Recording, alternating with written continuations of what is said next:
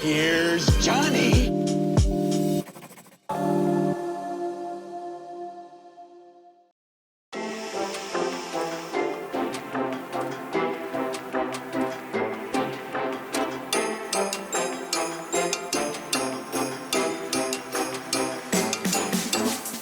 Well, we're at that special time of year when we're getting ready to ring in another new year.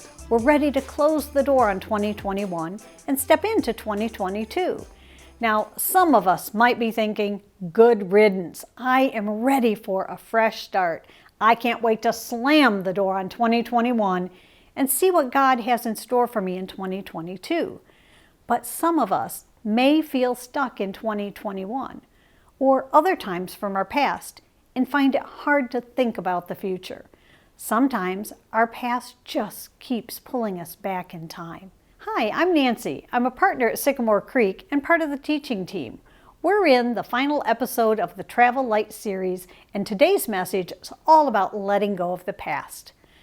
Everyone has some type of embarrassing thing from their past, even famous people. For example, take musical artist Ariana Grande. She has a tradition of getting a tattoo to mark major life events. She decided to get some new ink on the palm of her hand in Japanese characters that says 7 rings to commemorate her new album. Well, something got lost in translation. She ended up with 2 characters that mean 7 and rings, but when you put them together, they mean small charcoal grill. Now the good news is Ariana figured out the misspelling. The bad news is she figured it out after she posted the new tattoo on Instagram. Now she deleted the post, and I'm sure she'd like to leave her past behind. Unfortunately, the tattoo will be a permanent reminder of a very embarrassing situation. Now most of us don't make headlines when we have an embarrassing moment, but it works the same way in our mind. When I think about stepping into the future, I often find myself reflecting on the past. When I take a trip down memory lane, I reminisce about the good times and see that I've had a lot of great moments. But I also come across a lot of memories that are embarrassing and aren't exactly what I consider to be my finest moments. For example, when I was in high school, I was a really great student. I got good grades and I graduated at the top 10% of my class.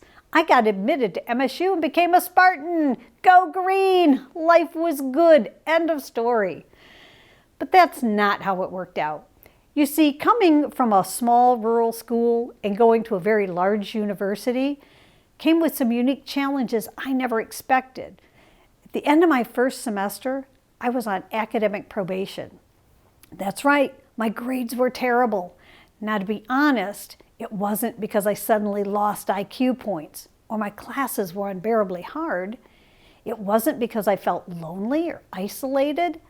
Nope, it wasn't any of those. Okay? What happened is I moved away from home and now had unlimited freedom. I could do whatever I wanted, whenever I wanted. I learned I didn't actually have to go to class. I convinced myself that it wasn't worth my time going to a math class from 4 to 5 every day. I wasn't all that into showing up for my economics class that met at 8 o'clock in the morning. Okay. I had lots of new friends, and it was way more exciting hanging out with them than studying. That's how I ended up on academic probation. Here's a case when I was wishing the past would stay in the past. But as we know, the past doesn't stay in the past. So what's an embarrassing moment you've had that just won't stay in the past? You can put your answer in the chat while we head back to the studio.